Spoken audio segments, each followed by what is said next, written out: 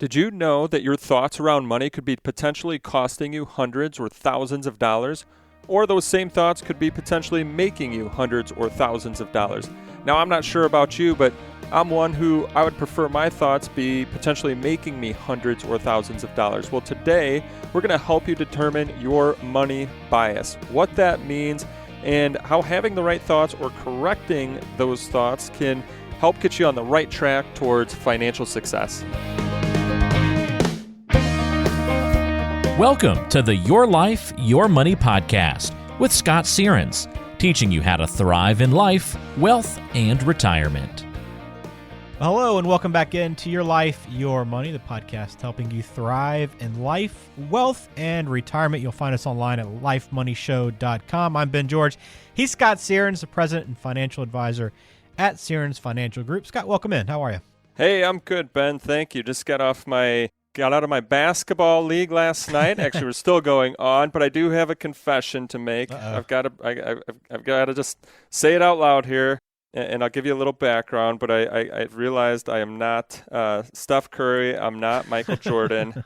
I've been trying to be, and I've got to go back to my role on the team. So here's a little backstory on it. 3 weeks ago, I think I just had my all-star moment. I hit like 4 out of 5 3-pointers. Nice. I had a few other good shots, some free throws. I was like leading scorer on the team for the week. So not going to lie, Ben, got a little overconfident. Feeling pretty good, weren't you? I was feeling pretty good, and the last few weeks I've been taking those 3-pointers, which I'm a tall guy. I've never really been a 3-point shooter. I've been more of, kind of free throw line or within, and frankly, actually, my role on the team's always been defense. I love defense. Defense and rebounding. But what have I been doing the last 3 weeks? Taking 3-pointers, taking those deep shots, trying to take a shot, off of a screen or a pick and fading away, and pretty stupid. Yeah. So I got a little overconfident, and I've realized that I need to just, play my role on the team again. That's funny. Yeah, we've all been there, Scott. I mean, we all have moments in our sports career where we get feeling pretty good about ourselves and start thinking about what the future could hold. I mean, there's no sport out there that'll humble you like golf. I know you like to play it, but there's some days where you feel like, man, this game is a breeze. I like the direction I'm going, and the next day, even the next hole, you could be like, man, I just got to give it up. What am I doing wasting my time out here on the golf course? That's just part of it. Do you ever feel like this on the golf course? Like the 18th hole is that hole. So I don't know your normal game. So my normal game, I'm a bogey golfer, let's say. Yeah. And so like it seems like a lot of the times on the 18th hole, it'll be a par or a birdie. Yep. And I always tell people, I'm like, this is like going to Vegas. Like you win right before you leave, so that way you want to go back. Yep. And I was like, that same thing with golf. Like I have that great shot, those great shots on that last hole right before I leave, so it's like it always keeps me coming back. There's always one shot during that round, one swing that gives you enough hope and faith and belief to come back the next time. So we've all been there, and it's funny because like overconfidence bias is something maybe that you had in the basketball court. We're going to talk about biases today and money biases, but even like we're going to talk about a little bit, but like the present bias, right? Or recency bias is one that like on the golf course, like no matter whatever that last swing was, kind of how you feel about everything. Yeah. Yeah. And then how you golf is such a mind game too. So like you're saying with bias, right? So like if you can keep that confidence going in golf anyways, I feel like it really, for me, it helps the game. But then if you can, if you had a bad swing followed by another bad swing, followed by a couple putts, right? There's recency bias too, like, I'm just no good at this. And then just like it gets into your mind for those upcoming holes as well. Yeah, there's no question. That's funny. Well, good luck to you on the court. Hopefully, shooters have to shoot, Scott. So stay out, stay with it, and stick to it. They're going to start falling again at some point, right? Yep. That's what the coaches say. All right. Well, so today on the show, we're talking about money biases. Do you have a money bias, and how much is it costing you? And the truth is, most people do have some sort of money bias. There's some more common ones that are out there, and we're going to discuss those today on the show. But we also want to highlight a CNBC article really kind of brought this to the forefront for us and why we want to discuss it here on the show. We're going to put it in the show notes, so feel free to read through it yourself. But it's about money biases as well. So we'll kind of highlight some of the key points out of that article. Also provide some of the takeaways. We're going to break down each of the biases as well to kind of give you an example of each one so you can better understand what it is. And hopefully by the end of this, you might be aware of what biases, specific biases you have and the strategies you can use to kind of get it back under control. So first one, Scott, I mean, everybody, key points from this, everybody has a different attitude about money, right? And I know that you see that every day with people you work with. And that's part of the reason why someone works with a financial advisor, right? Because you're able to customize a plan based on their attitude toward money. Yeah, not only their attitudes towards money, but also helping them maybe understand how they might need to switch some of these biases or look at things a little bit differently. I'm really looking forward to all of our conversations in today's episode because as people are listening, I want them to kind of like switch off that thing of, okay, hey, what's the right stock to pick? Or do I put my money in that Roth or my tax account or my 401k? Or, today's not on that technical side. It's more on that mindset side. And hopefully folks can, sit back and think, oh, that's me. And is that, and here's some of the takeaways I saw is some of these things that are maybe in our minds, it could have been, based on how we were raised or people that you might follow online or, just follow in general or articles that you read, like all of these different things in the world kind of, curve our attitudes about money and start to curb our beliefs. And those beliefs that we have can sometimes really, really help us.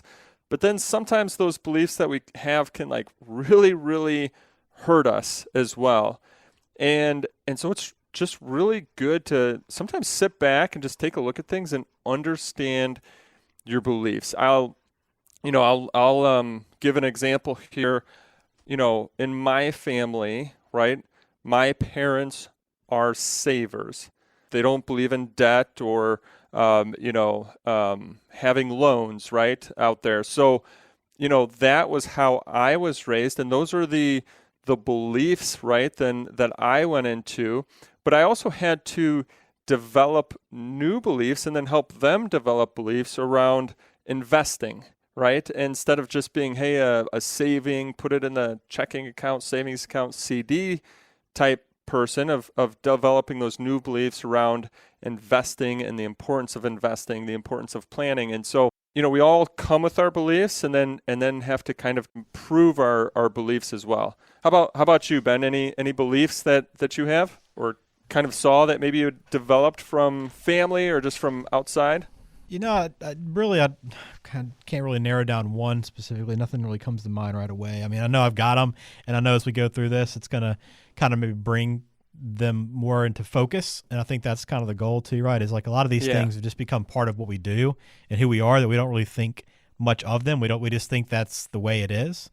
Whereas like when you go through these and like this Morningstar survey found that 98% of people exhibited one or more financial biases. I mean, 98% of people. So if you're listening to this, yes, you more than likely have a financial bias. Yep.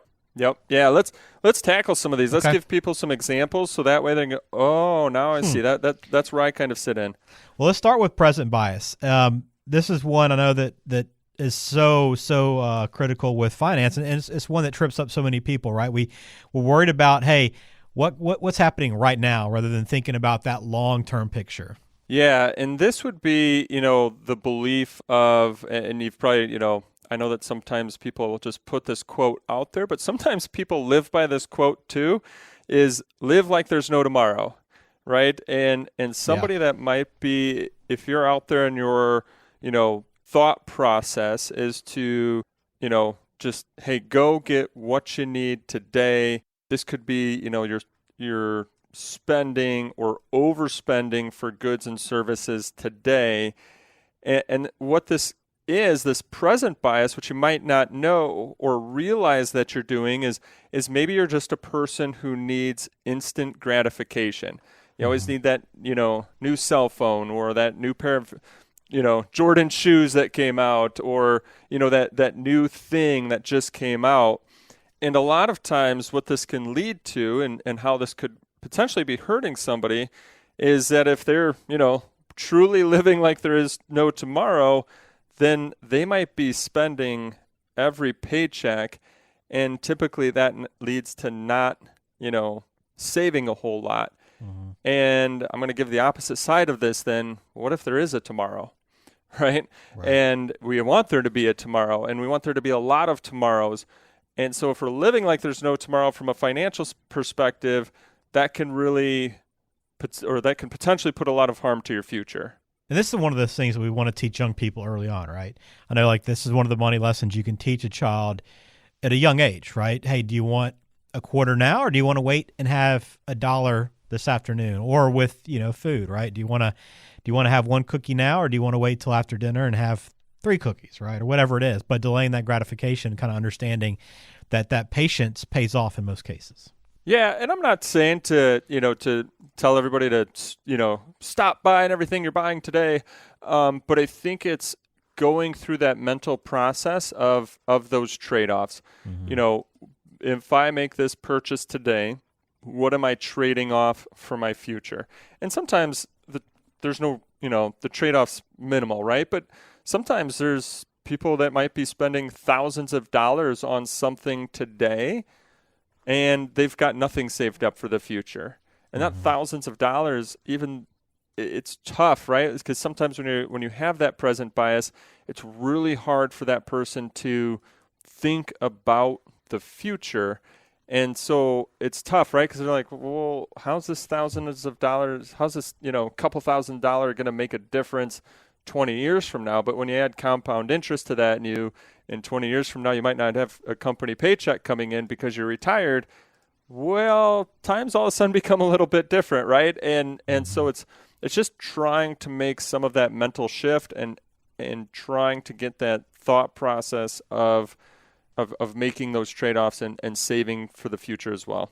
So that's present bias. I know a lot of people are probably saying, "Yep, I can kind of relate with that one for sure." What about base rate neglect? This is not one that you just hear thrown around all the time. Yeah, and this one's interesting. It's judging the probability of something happening based on new information while ignoring just any sort of original assumptions. We tend to see this a lot in investing, right? So, and I see this a lot too, and I try to help curb people from doing this, right? So clients that sit down and meet, this is something where, we're helping all of our clients focus long-term versus short-term. But let me explain what this is and how it can happen short-term. When the market's doing good, right? What do we want to do? It's just like natural instinct to hear, wow, look at all these people that are potentially making money in the market. Well, I want to make money too. So then people go and start piling their money into the market. Yep. And if you truly think about that, if the market was doing good, that means it had already started lower, and now it's really doing good. That means the value and the prices are higher. Well, when you go start piling your money in when the prices are higher, you're actually buying high. The price was already on sale, and you've bought high. It'd be like going to the store. I know we always see like that Walmart commercial of them rolling back their prices. Yeah. It'd be like them rolling up their prices, and you get, you're like, now's the time to buy. Yeah. Nobody thinks that way, right? When it comes to Walmart, but it's the way that for some reason sometimes people think when it comes to the stock market, or the opposite of that, right? Like when the market is crashing, it's having that correction and it's going down. Recency bias, because other people are jumping out, so people go, well, I should jump out too. I got to get my money out of the market. And technically, even though people look at the market sometimes when it's down and they're like, oh, I lost, I hate using those words because you've never lost until you actually sell. And if your belief is the market's going to be higher in the future than where it is today, then if you do sell, you've lost, right? If you bought high and you sold low, you've lost.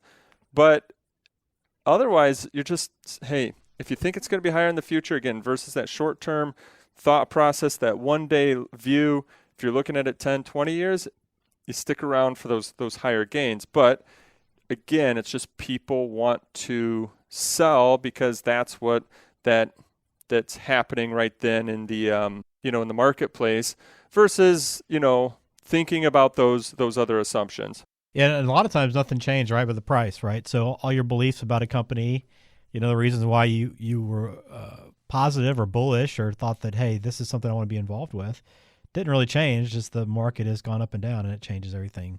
I know, like, this is something that we all have to deal with, and it's why we try not to act emotionally, right, when investing, because this is like the main thing that happens. You want to buy because, things are going up. This is a guarantee. It's going to go further, and then vice versa. It's going down. Oh my God, where's it going to end?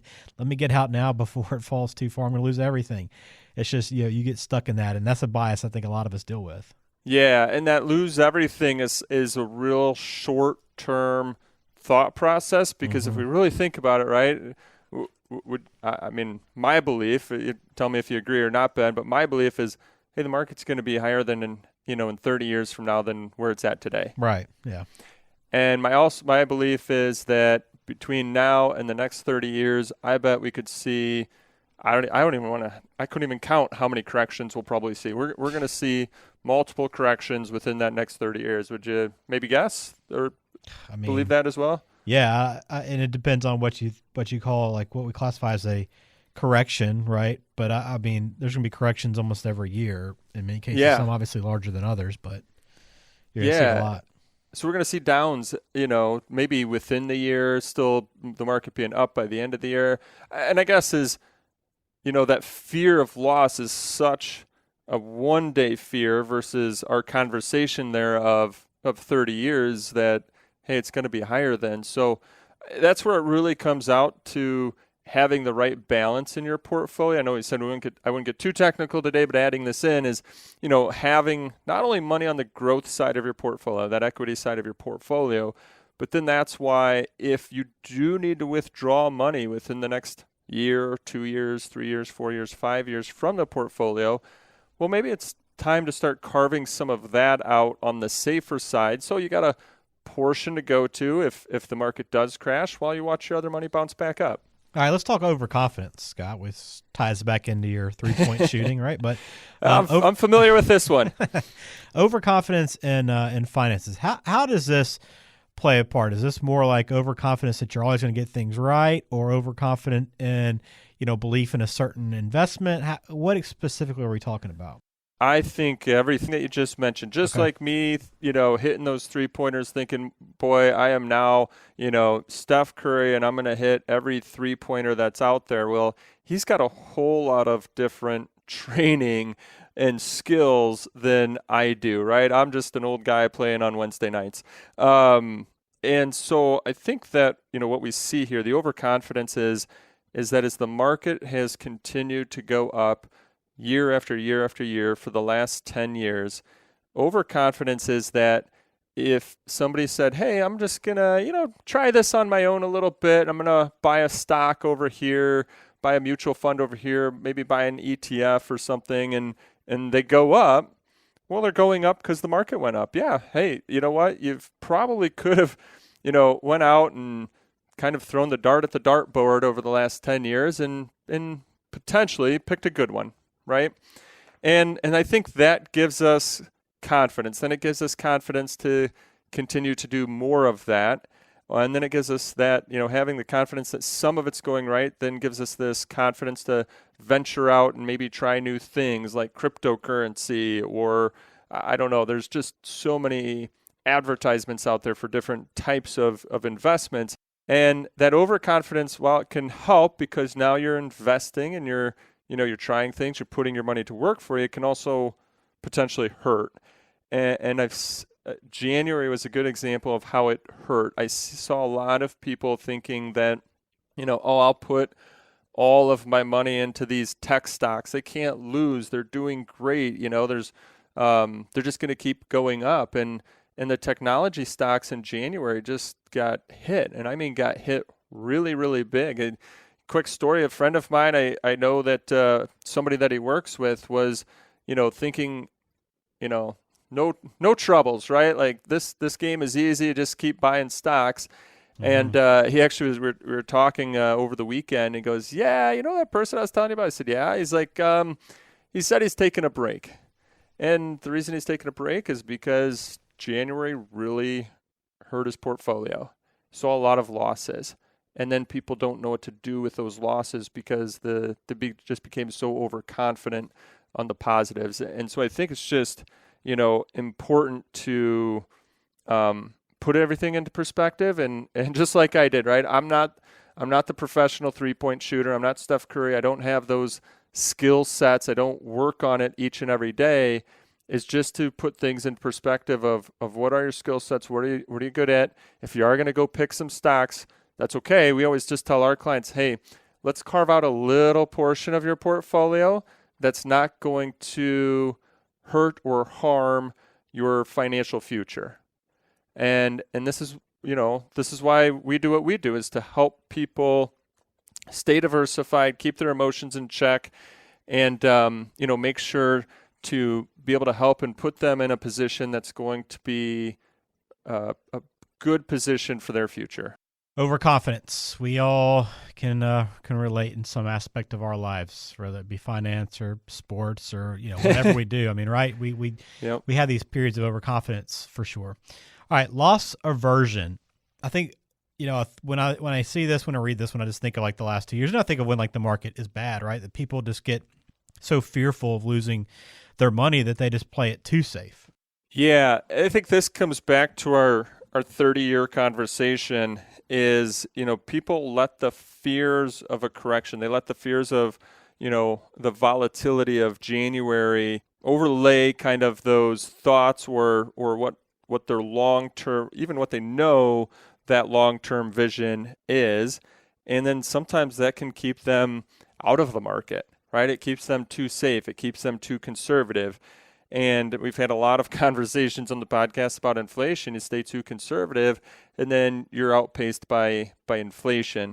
I ask most people if they believe markets are going to be, higher or lower in the future. Most of the times I get the response that it's actually, I'd say 99% of the time I get the response that it's going to be higher. And so it's having that kind of thought process versus letting the short-term loss aversion, the short-term, yeah, but what if January happens again in February? What if it happens again in March? Just that short-term thought process keeping us away from what could potentially really help out our long-term picture. And I feel like this is one, we've talked about inflation a little bit on the show. Last episode, we talked about it and the fear of inflation in retirement a few episodes back. But like this is one that I think that feels like applies quite a bit today with people that are worried about losing money because playing it too safe now is maybe even more dangerous than it's been in a while. Yep. Yeah, you're right. I mean, playing it too safe and then you're outpaced by inflation. So we've got to put everything into perspective and have money out there growing for us to help us in our futures. All right, so these are the 4 biases that are pretty present and prevalent. So what does this mean for your financial planning? Why are we talking about financial biases? Well, the CNBC article points out, the lower levels of money bias that you have is usually going to equal a better financial health. And they had some research here, right, that the people that had a low level of present bias were 3 times as likely to spend less than their income, and they were 7 times more likely to plan ahead for their future. And then another example they provided, Scott, high levels of base rate neglect and overconfidence had lower savings and checking balances. And then those with loss aversion had lower 401k balances. I think that just we were given a lot of examples there, but I hope this helps people take a look at their own situation, right? Now, went through the 4 biases. Can you see where you might be in some of these biases? And breaking down the article, right? Present bias, that tendency to go for immediate rewards. Well, that could mean that, you might have less saved up than somebody who doesn't have present bias. So how do you balance that out? The base rate neglect, or I think it was actually overconfidence, they were talking about how those people might have lower savings and checking balances. So that overconfidence, they're putting money to work for them, but are they doing the best job investing? Are they getting too overconfident in their choices and their selections, and buying maybe at the potential wrong times and looking at it short term versus that long term? That's leading to lower savings because they're maybe buying then selling because of what the market did. And then I think loss aversion, that was really interesting that the article talked about that, right? Loss aversion had lower 401k balances. And I wonder about this a lot. I see this a lot as people come in, is that somebody with loss aversion might look at all the different options there when it comes to 401k selections, the investment options. And they might look at conservative, and they might say, well, I'm a conservative person, but let's just say they're in their 40s, right? Or, well, that just happened. I don't want to, maybe they're in their 50s or 60s. They're like, oh, that just happened. And so I don't want to lose some more money. And they're, so they go, I'm just going to go with this conservative selection. That conservative selection might have all of your money on the safe side and none of your money on the growth side. And as we just talked about with inflation, one is just keeping up with it, having your money growing to keep up with it, but you also just need your money to keep up with your future. Your cost of living is going to continue to go up, and at some point in time, we're going to go from working years to retirement years where we're going to rely on that retirement savings. So that was one, but I always get very interested. I see this when people come in to sit down and meet sometimes, where you can tell they might have a bias towards loss aversion. And so they made their 401k way more conservative than what it needs to be and what it should be, and they may have missed out on a whole lot of market growth over 5, 10, 15 years or longer. All right, this other solution, this other takeaway too, Scott, is building a money life that fits priorities. So I assume this is something that you kind of incorporate, and you can kind of speak a lot more onto this because you work with individuals specifically to address their needs, their behaviors, whatever their biases are. So how do you build that money life for someone? Yeah, I think, it's understanding these biases. So if a person's maybe having a hard time saving, maybe they have that present bias, they're, more focused on spending today, is, we'll say using that one, it's setting up and automating your savings process, right? So whether that's saying, okay, hey, I'm putting 2% in my 401k, well, maybe go to your 401k and up that to 4%, 5%. If you can get it up to 10, 15% or the maximum, that would be the best, right?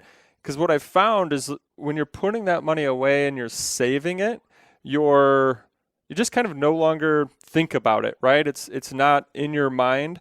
And then you're going to work your lifestyle based upon what's left coming into your checking and savings account. So that's one thing. I think, just in general, building new habits. So if somebody realizes that, hey, maybe they've, been a little overconfident in the market, is building new habits of how they want to, or a system or a process of what they want to look at before they're buying and selling new funds, new stocks, maybe taking a step back and going, okay, instead of playing with my entire retirement, maybe I should just carve out money that would not hurt or harm my future and just kind of play with that instead.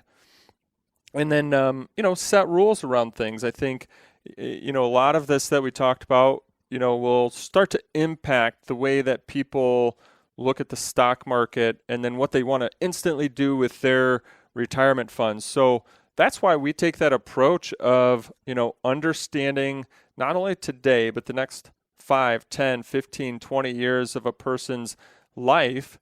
And then within that, how much they might need to withdraw within the next 5 years, and really systemizing it of, okay, well then, hey, we want to have maybe that money on the safer side of our portfolio.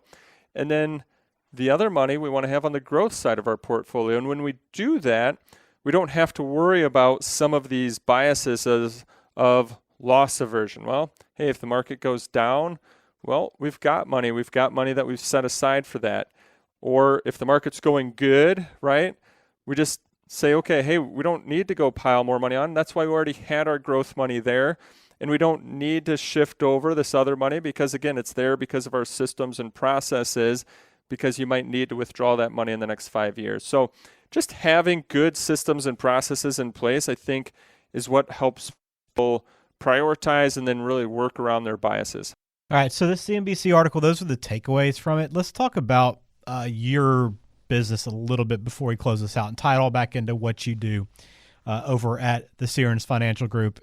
So first, what are the primary biases that you see present? Do you see all these, or is there one or two that you see more than others? You know, I'm not sure where this one specifically fits in, but the bias or the emotions that I find that we really have to work around is I work with a lot of people that have been savers. So I guess they don't have present bias, right? And maybe they actually need to add a little bit of that into their life. So I work with a lot of savers. People that have, $500,000, 1 million, 2 million, 3 million or more saved up. And what I've found for them is once they get into retirement, it is actually tough for them to become a spender. So maybe you can kind of call that a little bit of loss aversion, like they don't want to see that see their money or their balances go down as they spend it and use it. So maybe that fits into there a little bit. I guess it's the opposite of present bias. But so one of the things that we're doing is really creating a plan that helps give them the confidence to spend their money and to show them it's not, hey, we're going to, it's run out of money or leave it all to the children, right? It's finding that balance of, okay, here's how we can spend it. Here's the systems and processes that I mentioned earlier of having your portfolio properly aligned with your income plan to help give them that confidence to go out and enjoy and spend and utilize that money that they work so hard to save. So that's one of them. And we've got a really, I've got a process, I'll say a really strategic process, structured process that helps that, meaning at the beginning of the year, we have our March on track strategy meeting where we're talking about income, we're talking about the investments, we're making sure that they continue to align with the next not only 3 to 5 years of that person's life, but the next 15 to 20 years of their life as well, and making adjustments as we see necessary, and then making sure that they're, continuing to take out the income that they need. And then the other one that we have is our October year-end planning and tax strategy meeting. So doing the, whatever we can do to put our clients in the best position possible by the end of the year. So having a structured process is what I find helps them overcome some of these biases because they continuously see the plan working for them and what that plan means and then how it's going to help their future. Another bias that I see is recency bias, as we talked about. So, as the market has its volatility and its ups and downs, I think it's just natural tendency that those emotions, kick in and we go, oh my gosh, the market's down. Looks like the value of my account's down. Ben, as you and I talked, right, that it's not a loss until we sell. And what I've found really helps out that bias is by having that approach of having the growth side of our portfolio as well as the war chest in our portfolio, because it helps people mentally align and go, okay, I've got my war chest. That's going to help me out for the next 5 years. And so, my growth side can be down, but that's okay because, my belief is that in 5, 10, 15, 20 years from now, the market's going to be higher than where it's at today. And so, you know what? It's okay that it's down. We're not selling that portion, and we're going to let it grow into the future. So there's a couple things. I think to go back to the first one, helping savers become spenders in retirement. Another thing that I've recognized is to overcome that is just to automate their retirement paychecks, meaning having an automation that replicates their company paycheck, whether it comes every, first day of the month, every first Friday of the month, if it's coming the first Friday and, third Friday of the month, is automating those retirement paychecks really help people feel comfortable again in retirement. And then this fact of like, okay, well, what if the market goes down is what we do is we put guardrails around those paychecks, meaning, hey, understanding that if the market goes down past a certain spot, maybe we need to reduce our paychecks a little bit, just tighten the belts for a little bit of time, right, while the market bounces back up. But at the same time, if the market continues to go up and we're doing really well and we've got more money in our accounts, well, then we can fatten those paychecks up a little bit and knowing when we can do that. So those are kind of guardrails that we're able to put on that. But yep, I think it's natural tendency to have different biases, but it's the systems and processes and structures that you put around things that help people overcome it. Well, it's a great look at biases, Scott. I think this is so important that people just kind of pay attention and are just aware of what's out there and what it could be costing you, because it might not seem like a big deal, but it could over time be a huge factor and impact your finances, and all those little decisions add up over time too. So it's important that you want to set up a time and work with your advisor to build this plan. And I know you have the Retirement 360 Blueprint process, but anybody that sets up a meeting with you, Scott, and sits down, what does that first step look like? Yeah, Ben, thanks for asking. So that first step, they're going to set up a time and date that works best for them on our calendar. It's a 15-minute phone call where we're just going to hear, I just want to, ask them, how can I help them the most? And hear about, their overall situation, their picture, what their needs are, what areas that they're looking to address. If we feel that there's a, good potential, not only mutual fit for them, but mutual fit for us, that our services may align with their needs, then we go into our first visit together, which we've called our retirement design appointment, where we're just going to sit down and we want to hear all about them. We want to hear what they want their future lifestyle to look like, what their needs are for their future lifestyle, understand where their financial picture is today, and then we're going to talk from there whether or not there's a good potential fit and whether or not we move into that next steps where we do the analysis and list of recommendations specific to them. Outstanding. Well, thanks for listening to this episode, Scott. Thanks for kind of breaking this down for us. We're going to put that CNBC article in the show notes for you. So if you want to go read through it yourself and get their opinion on money bias and kind of get more into it, you can do so there. But again, you can always contact Scott and learn more about biases and how it plays a role in your finances at lifemoneyshow.com. And you can call him at 847-235-6989. Scott, thanks for the time. Good luck in the next basketball game. Again, shooters have to shoot, man. You got to keep firing shots. They're going to fall again at some point. I got to keep taking those shots, huh, Ben? I'll give it a shot, but maybe not as many, though. Okay, fair enough. Fair enough. Well, take care. Look forward to talking to you again in the next week. Hey, thank you. Have a great day.